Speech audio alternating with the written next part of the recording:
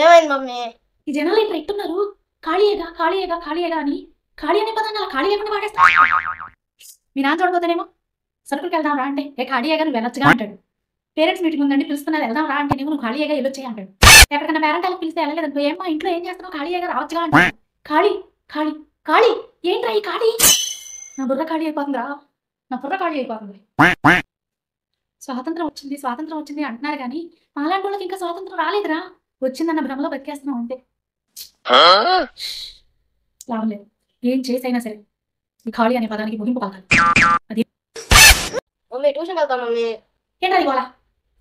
ట్యూషన్కి ఎందుకురా? నేనున్నా కానీ ఖాళీ కానీ చెప్తాను. నన్ను నేనే ఖాళీ అనుకుంటున్నాను రా. జనాలు ఖాళీయే కానీ అని ఆ ఖాళీ పదాన్ని నా బుర్రలోకి ఎక్కిచ్చేశారు. నన్ను నేనే ఖాళీ అనుకుంటున్నాను రా, నన్ను నేనే ఖాళీ అనుకుంటున్నాను.